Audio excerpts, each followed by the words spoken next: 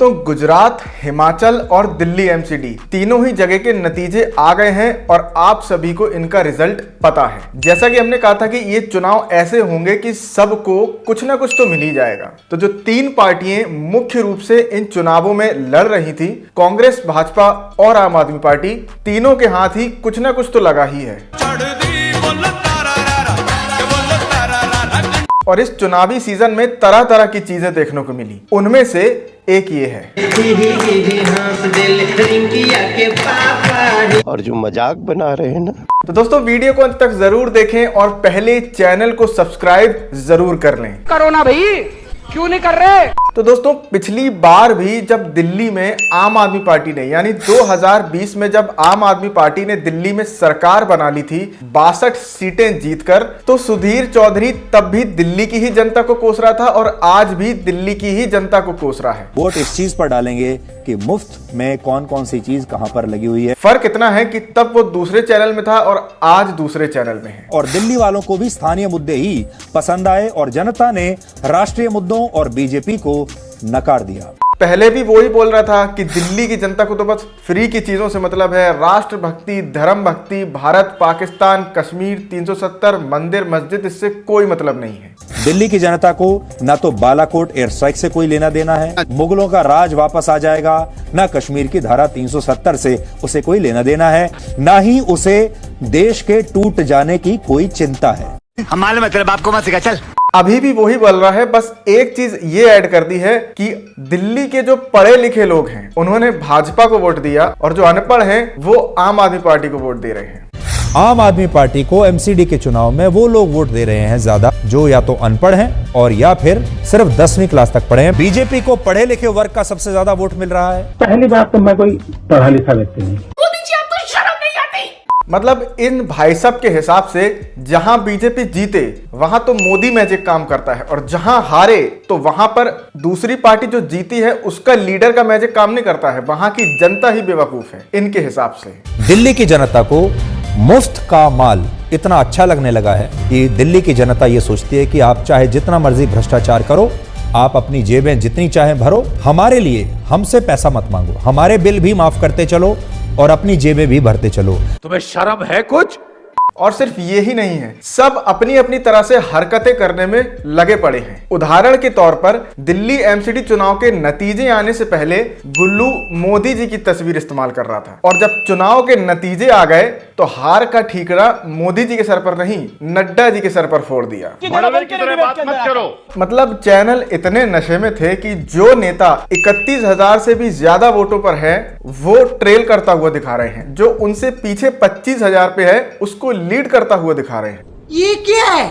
मतलब इन लोगों को हिमाचल प्रदेश में बीजेपी को नड्डा जी हराते हुए दिख रहे हैं और गुजरात में बीजेपी को मोदी जी जिताते हुए दिख रहे हैं। वहां मोदी मैजिक काम कर रहा है। हिमाचल प्रदेश और दिल्ली में मोदी जी के मैजिक की कोई बात नहीं। खैर, इन चुनावों की कुछ हॉट सीट्स की बात करें तो हिमाचल प्रदेश से बीजेपी के सिटिंग मुख्यमंत्री जयराम ठाकुर जीत गए हैं, जामनगर से रिवाबा जडेजा जीत गई हैं, वडगाम से जिग्नेश मेवानी जीत गए हैं, उधर हार्दिक पटेल जीत गए हैं। जिसलिए उन्होंने कांग्रेस छोड़ी थी और भाजपा में आए थे, वो कुर्सी उन्हें मिल गई है। वैसे इस कुर्सी पे बैठने से पहले मोदी जी के बारे में बहुत अच्छे ख्याल नहीं थे इनके।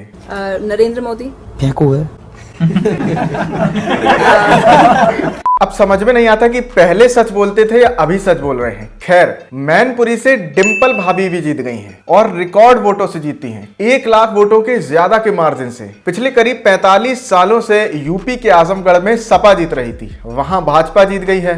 दिल्ली की बात करें तो दिल्ली में दिल्ली के उप मुख्यमंत्री मनीष सिसोदिया के इलाके में आम आदमी पार्टी ने बहुत अच्छा प्रदर्शन नहीं किया है। और एक तो ये अरविंद केजरीवाल जी की जो लिख के देने की आदत पड़ी है ना, नहीं मतलब पंजाब में लिख के दिया वो ठीक हुआ, इसका मतलब ये नहीं है कि आप हर राज्य में ही लिख के देंगे। गुजरात में लिख के दिया था कि कांग्रेस की 5 से कम सीटें आएंगी, खुद ही 5 पे अटक गए। दिल्ली में लिख के दे रहे थे कि भाजपा की 20 से कम सीटें आएंगी और 100 से ज्यादा आ गई। इस बार बीजेपी की 20 से कम सीट आएंगी, कहो तो मैं लिख के दे देता। देख लेना 7 तारीख को नतीजे आएंगे। हाँ भाई, कैसी लगी? आगे स्वाद हाँ, वो बात अलग है कि जो चुनाव से पहले वीडियोस रिलीज हुए सत्येंद्र जैन के और जो तमाम तरीके के घोटाले सामने लाए गए, मनीष सिसोदिया के घर पर रेड करी गई, ये अगर ना हुआ होता चुनाव से पहले तो शायद नतीजे कुछ और होते। लेकिन फिर भी लिख के देने की जरूरत तो नहीं है। लेकिन गुजरात चुनाव में 5 सीटें लाने के बाद भी दिल्ली में आम आदमी पार्टी के मुख्यालय पर जश्न मनाया गया। पार्टी के राष्ट्रीय पार्टी घोषित हो जाने का। आम आदमी पार्टी ने 10 वर्षों में जो सफर राष्ट्रीय पार्टी बनने का तय किया है, उसके लिए बहुत बहुत बधाई। चैलेंज लेने के लिए तैयार हो, तैयार हो। और इसके अलावा अगर आपको कहीं और की किसी भी सीट के बारे में जानना हो, जिसके बारे में आप जानना चाहते हो और रह गया हो, तो इस आइटम को सुन लें। आम आदमी पार्टी रिटाला, आम आदमी पार्टी किरारी, आम आदमी पार्टी प्रेमनगर बीजेपी, मोती नगर, आम आदमी पार्टी करोलबाग, आम आदमी पार्टी कालकाजी बीजेपी। अब या तो ये पत्रकार बनने से पहले सब्जी बेचा करता था, या तो ये किसी ढाबे में वेटर था, या तो ये वो किया करता था जो एक फिल्म में नवाजुद्दीन सिद्दीकी कर रहे थे। रंग बिरंगी डिजाइन का खुशबूदार इज्जतदार चड्डी, हर कलर और डिजाइन और साइज और फ्लेवर की चड्डी। ये पत्रकार बनने से पहले यही सब करते होंगे, क्योंकि पत्रकारिता को तो ये झाट भी नहीं समझते। और यार अक्षय कुमार को कोई समझाओ यार, मतलब साल में 4 पिक्चरों के बजाय 1 पिक्चर बनाए, पर ढंग की तो बनाए। पृथ्वीराज पिटने के बाद मुझे लगा था कि अब ये पीरियड पिक्चरें नहीं बनाएंगे, इनको खुद को भी लगा होगा, लेकिन ये फिर शिवाजी पे आ गए और ऐसे आए कि उन्होंने 16वीं शताब्दी में बल्ब दिखा दिए। मुझे भी सरप्राइज है। मतलब लॉजिक का तो इनसे कोई लेना देना ही नहीं है। इन्हें तो बस साल में 4 पिक्चरें बनानी है और दबा के पैसा कमाना है। पैसा ही पैसा होगा। और ये हिमाचल प्रदेश में कांग्रेस सरकार जो आ गई है और कंगना रनौत हिमाचल प्रदेश से ही हैं, तो अब ये क्या करेंगी? हिमाचल प्रदेश छोड़ देंगी या अगले हिमाचल प्रदेश के विधानसभा चुनाव में बीजेपी से टिकट लेंगी और बीजेपी की मुख्यमंत्री की दावेदार बन जाएंगी? नहीं, कुछ तो इन्हें करना पड़ेगा, वरना इस तरीके से तो ये रोज घुट घुट के जिएंगी हिमाचल में।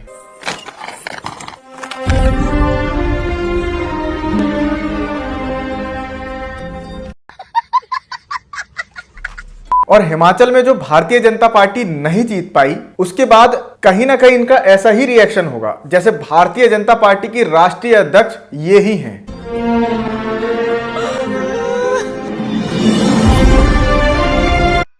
आप लोग रोना बंद कीजिए।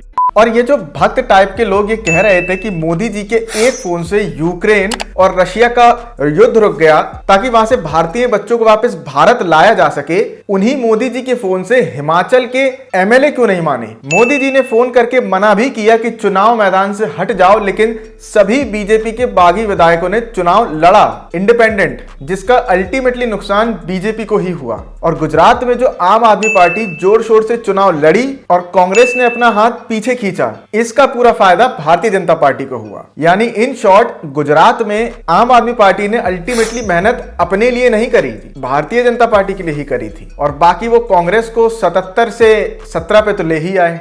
और दोस्तों, चुनाव के जो भी नतीजे आए हैं सभी को मुबारकबाद देना तो बनता ही है। So many congratulations to Aam Aadmi party for Delhi win, Congress party for Himachal and godi media for Gujarat, मतलब BJP for Gujarat. Are you comedy me? तो दोस्तों, आज के लिए इतना ही। मिलते हैं आपसे अगली वीडियो में, तब तक के लिए जय हिंद, जय भारत। वीडियो पसंद आई हो तो वीडियो को लाइक करें, शेयर करें और चैनल को सब्सक्राइब जरूर कर लें। देखिए, एक तो बेसिक ट्रिक है, एक तो लाइक और शेयर ठोक दीजिए, महाकाल का लाइक और शेयर ठोक दीजिए। पूरा साल मेहनत करता हूं आपके लिए बेटा, ऐसा नहीं चलेगा, ऐसा नहीं चलेगा।